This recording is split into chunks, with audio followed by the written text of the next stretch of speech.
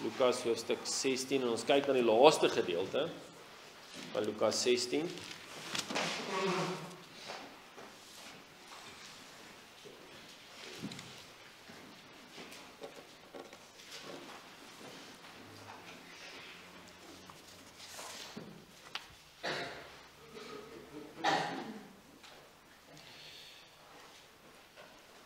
Het gaan nou daar vanaf vers 19 tot by vers 31.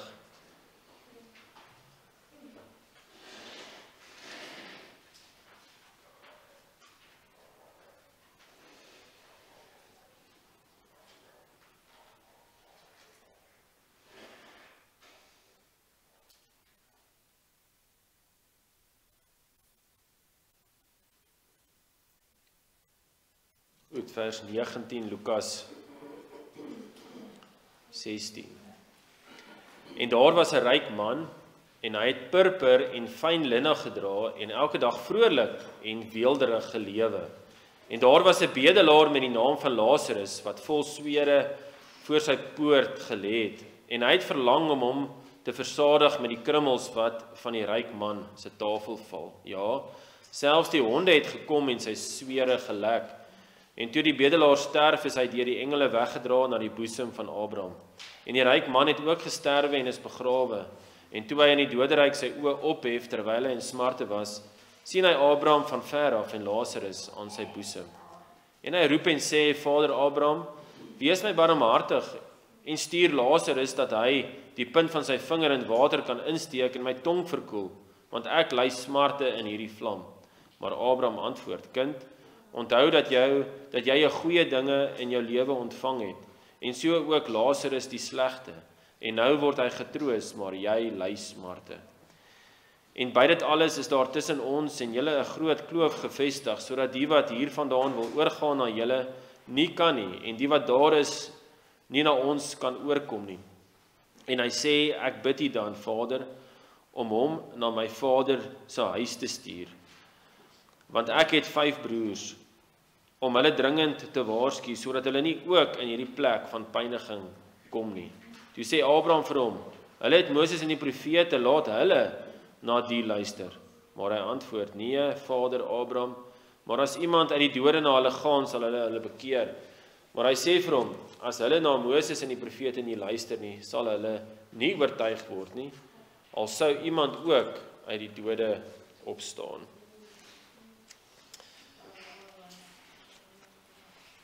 Hierdie gedeelte in die skrif is die enigste gedeelte wat praat oor die gevoelens van die onbekeerdes na hulle dood is.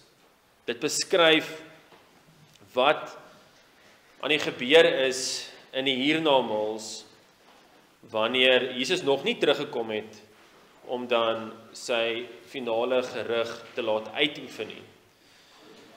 Hier kry ons 'n vertelling van Jesus. Party mense noem dit 'n gelykenis. Geloofwaardige ouens, gelowiges in die verlede het gesê hierdie is 'n gelykenis in beelde wat wys op 'n geestelike waarheid. Party mense het gesê nee, hierdie is wat werklik gebeur, wat werklik gebeur het, of wat nog werklik gaan gebeur. Die teks gee nie vir ons presies daai aanduiding nie. Die teks begin wel nie met dit is 'n gelykenis nie. So in daai opsig is dit nie so duidelik nie. Maar hoe dit ook al sê, is Jesus sal ook nie 'n onwaarheid praat nie. So hy sal in hierdie vertelling wat hy gee en hy beskryf wat daar aangaan in die doderyk, is dit akkuraat. Dit moet akkuraat wees. En die punt wat Jesus wil maak in hierdie gedeelte, sal ons ook sien, hou verwant met wat voorheen gesê is. So Jesus wou dit vir hulle baie vatbaar gemaak het, om vir hulle te wys dat wat hulle in hierdie lewe besluit, wat hulle van Jesus dink in hierdie lewe, het vir elkeen 'n ewige gevolg. En hierdie boodskap kom dan ook na ons toe vanoggend. Hierdie waarskuwing as ware, maar daar is ook natuurlik hierdie troos en bemoediging vir gelowiges, selfs as hulle in hierdie lewe swaar kry, of as hulle in hierdie lewe onder vervolging is. So wat is die verwantskap met die vorige gedeeltes? As julle kan onthou in Lukas 15, het dit gegaan oor, dit is Jesus wat mense red wat verlore is. Ons het daar stil gestaan by die gelykenis van die verlore skaap. En toe het ons gekyk na die gelykenis van die verlore muntstuk en die verlore seun. Dis nou die verlore jong seun. En uiteindelik het Jesus dit vertel om vir hulle te sê, dit is wat hy gekom het om te doen, is om die wat verlore is te wil red, en dit is daardie hartsgesindheid wat by gelowiges moet wees, is dat wanneer hulle na mense kyk, dat hulle ook wil hê, mense moet die evangelie hoor, en na Jesus bekeer, en die ewige vreugde hê, en Jesus het dit gesê, teenoor die harde hartsgesindheid van die fariseërs. Hy het 'n kommentaar gelewer oor hulle harte. En eintlik vir hulle uitgewys, maar dit is eintlik julle wat tot bekering hier moet kom. Want die manier hoe julle na mense gekyk het, is heeltemal teen die skrif, teen die evangelie. In Lukas 16 het dit gegaan oor hoe ons geld hanteer, hoe ons geld sien, hoe ons die gebruik van ons besittings, hoe ons dit moet aanwend, en watter lig ons dit moet aanwend, en ons moet dit in die lig van die evangelie verstaan, dat ons nie ons hoop in besitting sal vind nie. En Jesus het dit baie mooi uitgewys, ook met daardie gelykenis van die onregverdige bestuurder, hoe hy ook die geld aangewend het, om dan vriende te maak, en ons het geleer daaruit, om vriende te maak, want hy sou afgedank gewees het, en hy die geld misbruik van sy baas, om dan vriende te maak, sodat as hy afgedank word, dan gaan hy natuurlik nou werk hê. Goed, maar Jesus het nie die bedrog van hierdie onregverdige bestuurder goedgekeur nie, maar die feit dat hy vriende gemaak het met sy geld vir ewig. Dit is uiteindelik waarop Jesus dan ook gewys het, is dat hierdie, as ons geld reg sien, en ons sien dit in die lyn, in die lig van die evangelie, en wie die Here is, dan gaan ons geld reg aanwend, want ons wil dit tot sy eer aanwend, weet dat ons nie die primêre besitters is van eiendom nie, maar dat hy die primêre besitter is, en dat ons dan die mense is wat dan rentmeesters moet wees tot sy eer. Nou wanneer Jesus dan kom by hierdie gelykenis of die vertelling van die ryk man en Lazarus, dan is dit eintlik 'n kombinasie van beide. Van beide die feit dat Jesus gekom het om die wat verlore is te red, en dat ons moet reg dink oor ons besittings, en ons siening moet reg wees oor besittings. Dit is amper 'n kombinasie van albei, want jy kry die ryk man en jy kry Lazarus. Daar's baie hierso wat aangaan met betrekking tot geld, maar daar's ook baie wat aangaan in terme van die ryk man se siening ten opsigte van Lazarus. Hoe hy in 'n verhouding met Lazarus is. En mens kan amper sê, hierdie vertelling is die klimaks van wat Jesus wou leer oor ons siening van mense en besittings. Nou hierdie gedeelte kan in 2 opgedeel word. Die eerste 3 verse, 19, 20 en 21, gaan oor hierdie lewe. Wat in hierdie lewe gebeur, in die lewe van die ryk man en Lazarus, en dan die lewe hierna, is dan in verse 22 tot 31. Jesus skets 'n baie duidelike kontras tussen 2 persone. Hy skets hierdie ryk man, in vers 19, wat purper en fyn linne gedra het, en elke dag vrolik en weelderig gelewe het. Dis wat vers 19 sê. Nou purper in die Bybel is 'n teken van rykdom, van belangrikheid, van gesag. Een hartseer voorbeeld is waar die soldate Jesus gespot het, deur vir hom 'n purper kleed aan te trek, om te maak asof hy 'n koning is en hom toe gespot het. Maar die punt was dat hulle het 'n purper kleed aangetrek as 'n simbool van dat hierdie persoon belangrik is. En dit is hoe dit nogal gebruik word in die skrif, want daardie purper is 'n baie skaars kleur wat gebruik is, en dan het jy ook hierdie fyn linne wat nie elke persoon besit het nie, maar net wel die welaf mense. So mense kan duidelik sien, hierdie man het in weelde gelewe, en hy het dit nie weggesteek nie. Hy het vrolik gelewe, hy het weelderig gelewe. So dit was baie duidelik, as mense van buite af gekyk het, dat hierdie man het baie geld gehad, en hy het sorgeloos gelewe. Hy was heeltyd vrolik. So daar was nie werklik hierdie besef van sy eie sonde, selfs die effek van die sonde in die wêreld, soos in die geval van Lazarus nie. Hy het nie regtig omgegee oor ander mense nie. Dis wat eintlik hier gesê word. Nou dit is nie dat Jesus hier kritiek lewer oor rykdom per se nie.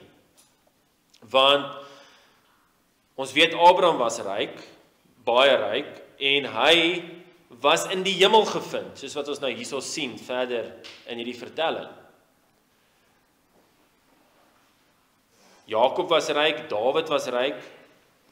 Die verskil is maar net dat hierdie was mense wat ook hulle eie sonde besef het.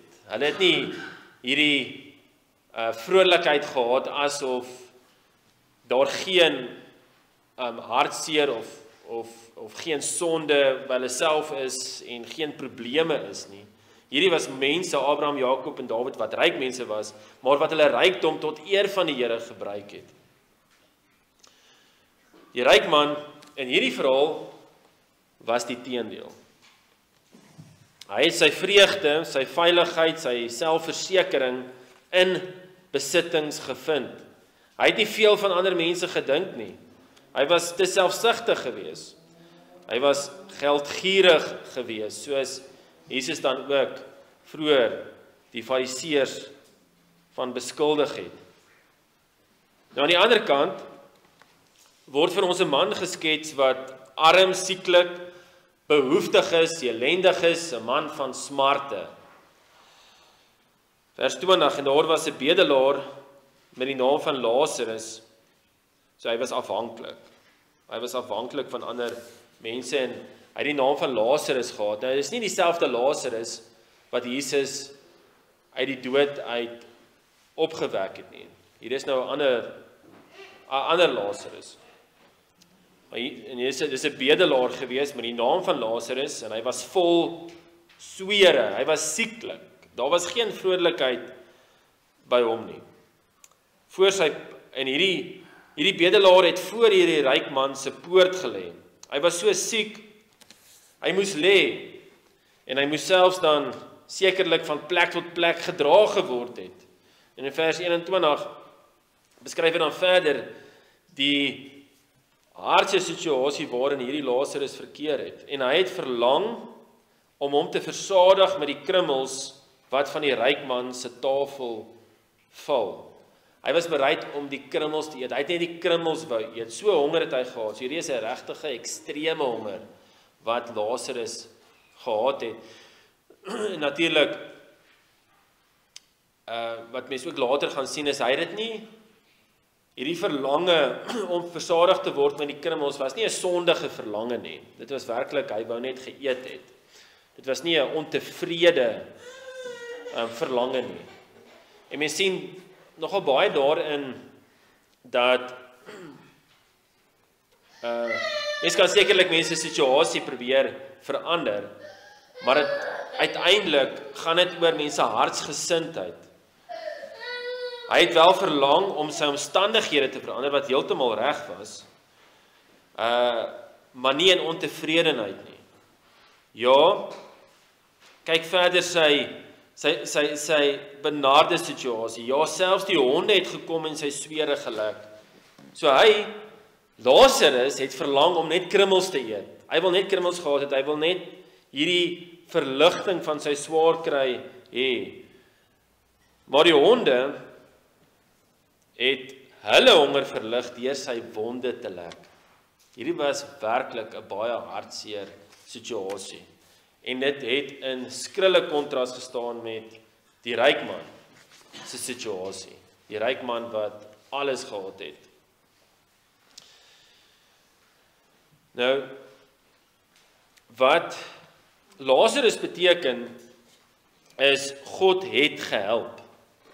En natuurlik sin speel die Here Jesus daarop, want as jy uiterlik na sy omstandighede gekyk het, sou jy nie kon sê dat die Here gehelp het nie. As Lazarus geglo het in God se hulp, dan moes dit in God se geestelike hulp gewees het. Hy moes deur die geloof in die onsigbare gelewe het. Want dit is hoe die Here hom gehelp het in sy omstandighede. Aan die ander kant, en dit is miskien hoe die ryk man na hierdie Lazarus gekyk het, is, maar God help jou nie, God help my. Die man wat homself help, dit is hy wie die Here help. Hierdie ryk man was werklik ryk. En een manier hoe ons dit kan sien, is nie net met die purper en die fyn linne nie, maar sy ingang van sy huis word beskryf as 'n poort. En 'n poort is mos gewoonlik 'n stadspoort of 'n tempelpoort of so iets. So hierdie was werklik 'n man van baie rykdom, en hy kon sekerlik vir Lazarus 'n bietjie krummels gespaar het, maar hy was duidelik te selfsugtig daarvoor. Daar was genoeg om vir Lazarus te sorg. As die ryk man net die poort van sy hart wou oopmaak vir Lazarus of vir mense.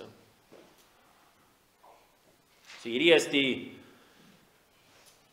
ryk man wat hardhartig is. Elke keer as hy in en uit sy huis gegaan het, moes hy sekerlik Lazarus raak geloop het. Hy het Lazarus geken, maar hy het geen barmhartigheid vir hierdie armsalige Lazarus gehad nie. Jy sien hoe die verhouding teenoor mense hier so baie duidelik uitkom in hierdie omstandighede. Die gebruik van sy aardse besittings het duidelik gewys dat hy nie ewige vriende daarmee gemaak het nie. In Lukas 16 vers 9, daar by daai onregverdige bestuurder, dan lees ons waar Jesus sê vir sy disippels, maak vir julle vriende deur die onregverdige mammon, sodat wanneer julle die lewe verlaat, hulle heel in die ewige tente kan ontvang. En ons het gesien, daai is glo ek in elk geval 'n verwysing na die Here, dat die manier hoe ons na besittings kyk, verklap of ons werklik vriende is met die Here Jesus. Jy sien sy geldgierigheid, hierdie ryk man, was sy groot probleem. Sy selfsugtigheid, wat baie duidelik uitgekom het in sy verhouding met sy medemens. Hy het nie omgegee oor hulle nie. Hy het gelewe vir die nou.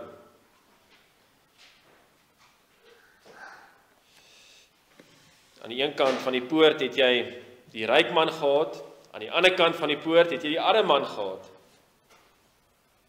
Twee verskillende persone, twee verskillende kante, maar hulle het een ding in gemeen gehad. En dit is dat die dood nie onderskeid maak nie. Elkeen gaan doodgaan. En nou gaan hierdie vertelling oor na waar hulle self bevind na hulle dood is. Vers 22 sê, en toe die bedelaar sterf, is hy deur die engele weggedra na die boesem van Abraham.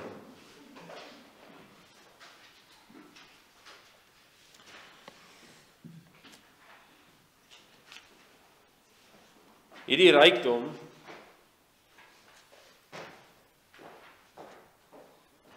om deur die engele weggedra te word na die boesem van Abraham, is die rykdom wat mense verkry wat deur die geloof lewe. Want Lazarus het deur die geloof gelewe.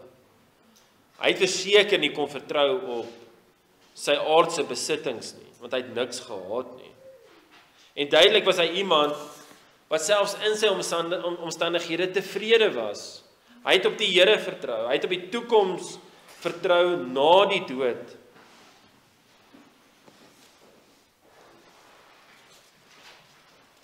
En ons kan nogal sien hierso wat dit beteken om die hemelse rykdom te hê. Eerstens het jy vriende, ook in die vorm van engele, wat jou versorg. Jy gaan in hulle teenwoordigheid wees, jy gaan vriende hê soos Abraham, wat die vader van die geloof is. Jy gaan geen meer smarte hê nie. Daar gaan geen meer pyn wees, geen meer honger nie, geen meer trane nie.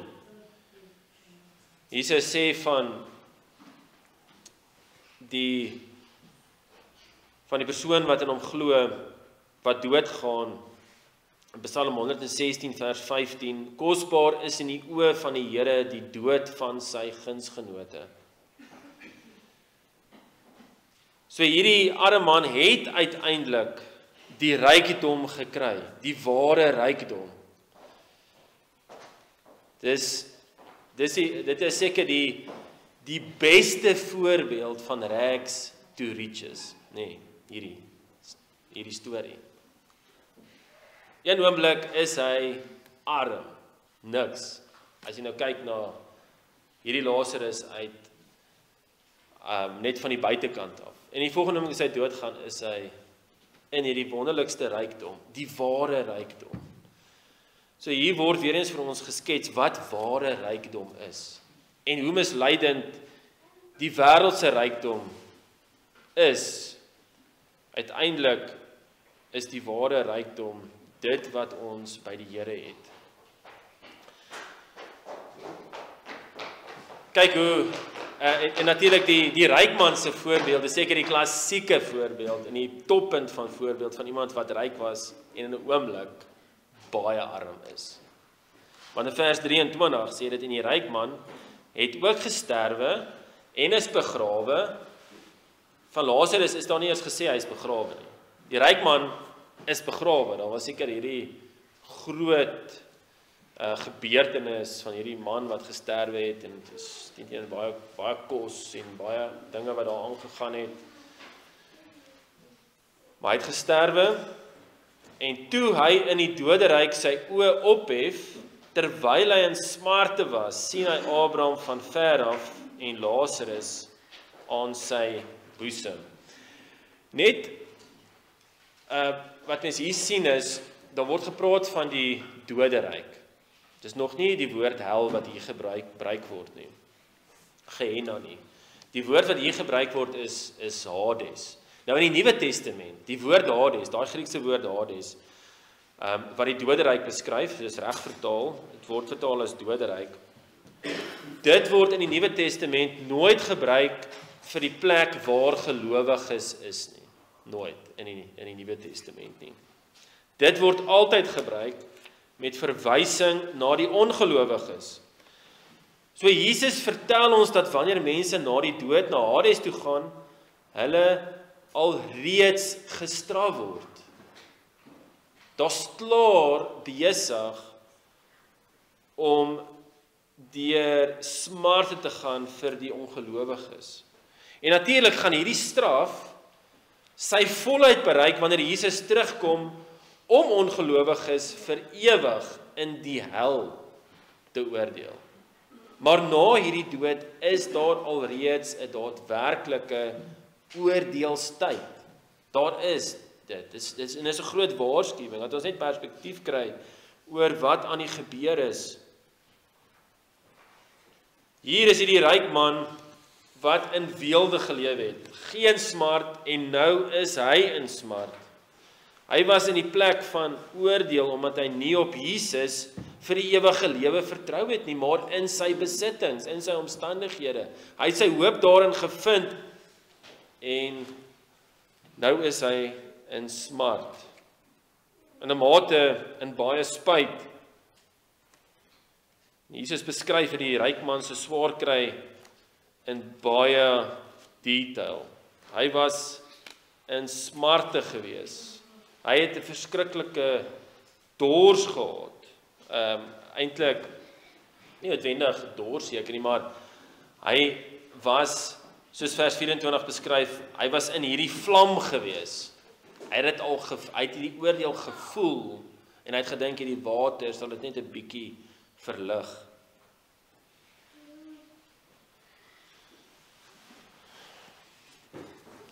En onthou net weer eens dat die eindbestemming wat hierdie ryk man gehad het, en dit is om in die doderyk te wees onder die oordeel, is elkeen se natuurlike van nature eindbestemming. Elkeen verdien dit om in daai smarte te wees.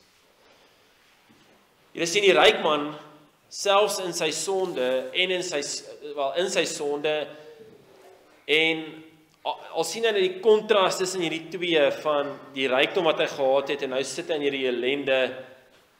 Hy dink nog steeds dit is nie sy skuld dat dit hy is wat hier sit nie. Hy gee nog steeds skuld vir sy omstandighede. Hy plaas dit uiteindelik op die Here soos ons gaan sien. Maar ons elkeen verdien van nature om daar in die ryk man se situasie te wees in die doderyk. En daar is so 'n belangrike punt om te besef. Dit is net deur genade dat hierdie Lazarus op die Here Jesus vertrou het. Want hy moes op die Here Jesus vertrou. Dis die enigste manier dat hy opgeëindig het daar by die boesem van Abraham. So nou sien ons hierdie kontras tussen die ongelowige en die gelowige. En hierdie kontras tussen die twee mans is baie duidelik.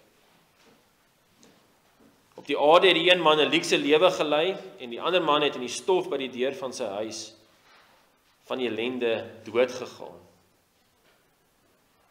Maar nou is die situasie heeltemal omgekeer. Een man is by Abraham in die heerlikheid, terwyl die ander man die pyn en smarte van Hades gedra het sonder rus. En uit hierdie plek van smart het die ryk man twee versoeke aan Abraham gerig. Die eerste versoek is, hy sê, want toe hy opkyk en hy sien toe vir Abraham en vir Lazarus, wat ook vir ons 'n aanduiding was van dit is vir ons 'n aanduiding van wanneer mense gaan doodgaan, dit lyk asof ten minste voor Jesus se finale oordeel daar hierdie bewustheid gaan wees van ongelowiges en gelowiges. Dit lyk so.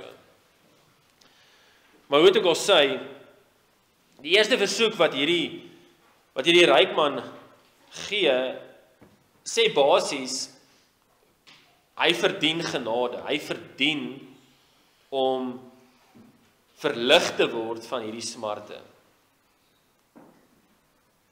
Hy roep vir Abraham, en hy noem Abraham Vader Abraham. Hy sê Vader Abraham. So hy sê, soos die Fariseërs ook maar vir Abraham hulle vader genoem het, en Jesus het gesê, nee, die Abraham is die vader van die gelowiges. Maar hoe het ek al sê, hierdie ryk man het geweet van Abraham. Hy het wel uiterlik geglo in Abraham, dat Abraham gelewe het en dat hy selfs 'n man van geloof is. Maar dit is alles uiterlik. Hy het die speletjie gespeel.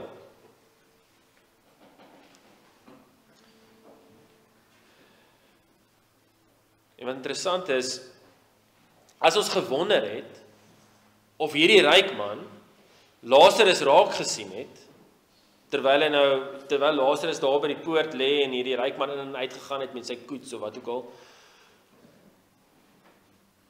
dan hoef ons nie meer te twyfel nie. Want hy praat met Vader Abraham en hy sê, wees my barmhartig en stuur Lazarus. So hy sê vir Abraham, stuur vir Lazarus, en hy is nog steeds so verwaand om Lazarus rond te beveel. Hy kyk nog steeds neer op Lazarus, asof Lazarus sy situasie moet kom verlig, want hy verdien nie hierdie smarte waardeur hy gaan nie. En hy sê, stuur vir Lazarus dat hy die punt van sy vinger in water kan insteek en my tong verkoel, want ek ly smarte in hierdie vlam. So hy ly smarte, hy het nou ongemaak, en ander mense moet daai probleem kom oplos. Daar's geen berou by hierdie ryk man nie. Selfs die smarte, selfs die helse smarte, kon nie die persoon tot bekering bring nie. Dis die boosheid van sonde. Dis so hartseer.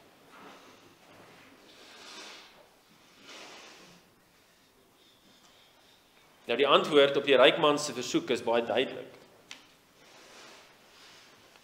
Vers 25, maar Abraham antwoord, kind, onthou dat jy jou goeie dinge in jou lewe ontvang het, en so ook Lazarus die slegte. En nou word hy getroos, maar jy ly smarte. Abraham sê vir die ryk man, maar jy het 'n goeie lewe gehad. Jy het alles gehad wat jou hart begeer het, maar jy het nie die regte begeertes gehad nie. Lazarus het die regte begeertes gehad. Ja, hy het gehad wat sleg was, hy het baie swaar gekry, hy het smarte gehad toe hy gelewe het, maar nou word hy getroos, want sy hartsbegeertes was reg, maar jy ly smarte. So die saak is duidelik, as iemand sonder Jesus doodgaan, as iemand nie in Jesus glo nie, dan is die genade tyd verby. Daar is nie hierdie kans van bekering na die dood nie. Mense wat in elk geval in ongeloof sterwe, gaan nie wil bekeer nie. Dit is die effek van sonde. Dit is wat sonde doen. Sonde bring soveel verdorwenheid, maak nie saak hoeveel uiterlik die persoon ly nie, hy sal nooit die Here se goedheid raak sien nie. Die ryk man is eintlik in die plek wat hy gesoek het. Dis die plek waarvoor hy gelewe het. Hy is natuurlik verras, maar dis die plek waarvoor hy gelewe het, om onder die regverdige oordeel van God te staan. Hy wou nie vriende met sy rykdom vir ewige lewe maak nie, so toe kry hy wat hy wou hê. Hy is self te blameer. Maar daar is meer, want in vers 26 dan sê dit, en by dit alles sê Abraham ook, basies dat, hy gaan nie nou verligting kry nie, en daar's nog 'n verdere probleem, is dat daar is hierdie groot kloof tussen ons, sodat die wat hiervandaan wil oorgaan na julle nie kan nie, en die wat daar is nie na ons kan oorkom nie. So daar is hierdie permanente skeiding tussen die hel en die hemel, die doderyk en die hemel. Die doderyk het geen uitgang nie, daar is geen hulp nie. As jy eers daar is jy daar vir ewig. Dis nou die tyd van barmhartigheid. Dis nou die tyd van bekering. Dis nou die tyd wat die evangelie gepreek word. Dis nou die tyd wat die evangelie gepreek moet word. Dis nou die tyd van bekering. En die ryk man het dit natuurlik nie besef nie. Hy wou dit nie gehad het vir ander mense nie, want hy het self nie die evangelie besef nie. Jy sien weer eens hoe dit aansluit by Lukas 15, waar dit gaan oor om die wat verlore is te red. Hy het dit nie besef nie. Hy wou dit nie gehad het nie. Hy het nie sy eie nood besef nie. So nee, hy gaan nie van sy smarte verlig word nie. Hy kan nie van sy smarte verlig word nie. Dit is onmoontlik. Daar's geen oplossing nie. En nou gaan hy oor na die na die blame game. Hy blameer nie sy eie hardheid van hart, dat hy in hierdie situasie is nie. Hy erken nie sy sonde nie, maar hy blameer die Here dat hy in daardie situasie is. Hoor wat sê hy in vers 27? En hy sê, ek bid U dan Vader om hom, dis nou weer, hy beveel nog steeds vir Lazarus rond. Here, stuur vir Lazarus na my vader se huis, want ek het 5 broers om hulle dringend te waarsku, sodat hulle nie ook in hierdie plek van pyniging kom nie. Wat hy basies sê is, hy is nie gewaarsku gewees nie. Dis wat hy sê. Gewaarsku nou my broers. So wat hy sê is, die Here het hom nie genoeg gewaarsku nie. Dis wat hy basies sê. Dit is dit nie maar net wat ook presies na die sondeval gebeur het, hoe Adam eintlik die Here geblameer het, dat hy in die situasie was, wat hy was nie. Volgens hom, moes hy net geweet het, van wat in die doderyk aangaan, dan sou hy anders te gelewe het. Maar wat sou dit in elk geval beteken het? Sou hy nou net 'n beter mens gewees het?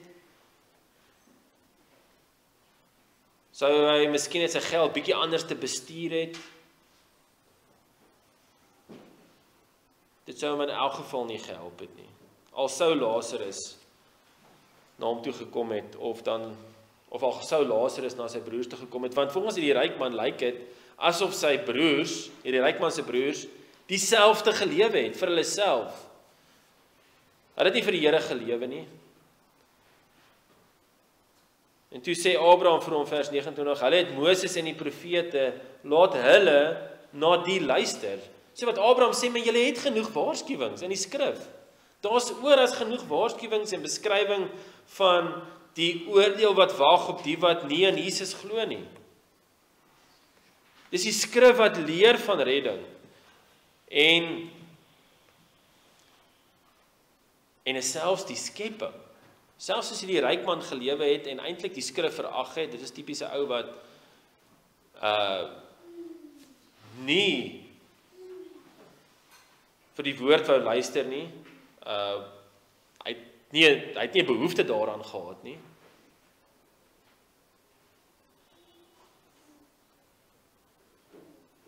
Maar dit is selfs in die skepping, selfs al het iemand nie 'n behoefte aan die skrif nie, en die skepping kan jy sien, dat daar 'n God is, wat regeer, en dat elkeen sonder verontskuldiging is. As iemand eendag voor die Here gaan verskyn, dan is die aanklag deur die skepping net so kragtig. Want dit is God wat goed is en die mens wat sleg is. En dit is God wat goed is wat hierdie skepping onderhou. Dit is hy wat selfs vir die ongelowiges wys dat hulle sonde het, dat hulle teen hom rebelleer. Want soos Romeine 2 vers 14 en 15 beskryf, is dat die werke van die wet is op hulle harte geskryf. So elkeen is sonder verontskuldiging.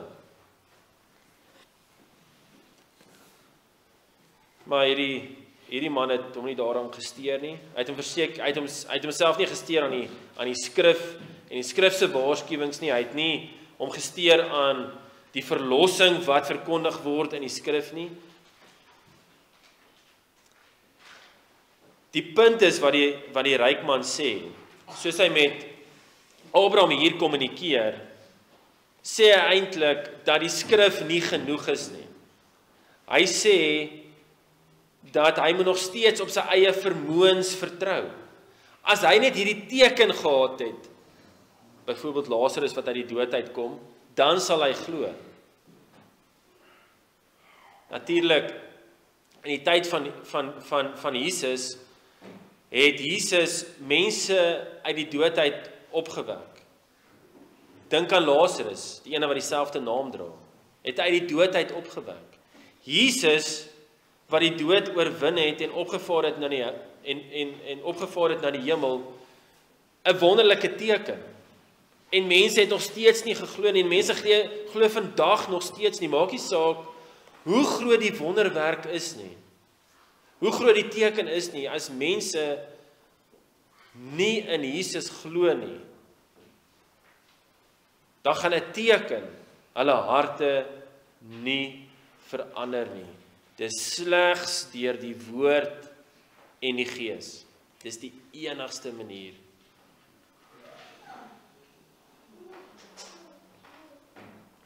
So hy stry met Abraham.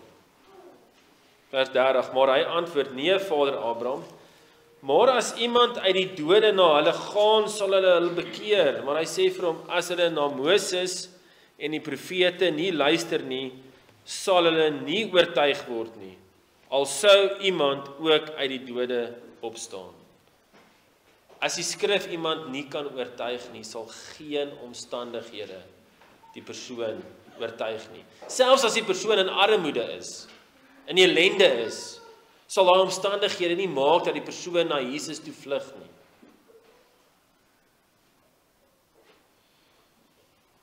En onthou weer eens Lazarus, dis nie dat sy ellende hom na Jesus toe laat vlug het nie. Hy het as 'n gelowige was hy in daardie ellende, en hy het verby daardie omstandighede gekyk op sy ware hoop. Wat het Jesus nou weer gesê? Johannes 5 vers 24, wie my woord hoor en hom glo wat my gestuur het die ewige lewe, en kom nie in die oordeel nie, maar het oorgegaan uit die dood in die lewe. Die wat in Jesus glo, het die ewige lewe. Hierdie ryk man het nie in die woord geglo nie. Hy het nie geglo dat Jesus vir sy sondes moes kom sterf het nie. Hy het nie sy eie sonde raak gesien nie. Hy het nie besef hy is onder die oordeel nie. Selfs daar in die doderyk in Hades het hy homself nie bekeer nie. Hy kan nie. Hy het nog steeds in selfsug gelewe. As jy nie glo wat God in sy woord sê nie, dan sal jy nooit glo wat God gedoen het nie. Jy sal nooit werklik in Jesus glo nie. Nie eers die opstanding van Jesus sal iemand verander nie. Dit is slegs die woord van die Here en deur sy gees wat mense bekeer. En dit is wat Jesus daar natuurlik vir sy disippels wou leer en vir die fariseërs. Om vir hulle te sê, glo dat ek gekom het, glo dat ek die Messias is. Want dit is die woord wat van my praat. Dit is wat Jesus vir sy disippels geleer het, dat hulle in hom moes glo, vir die ewige lewe. Dis die enigste hoop. Dit is die enigste ding wat ook mense gaan verander in hierdie lewe, dat hulle anders sal kyk na ander mense, en sal anders kyk na besittings, is net deur te bekeer na Jesus, en te glo, dat hy die lewe is, en dat hy die opstanding is. En die wat in hom glo, sal ewig lewe. Soos Lazarus in hierdie vertelling. Kom ons bid saam.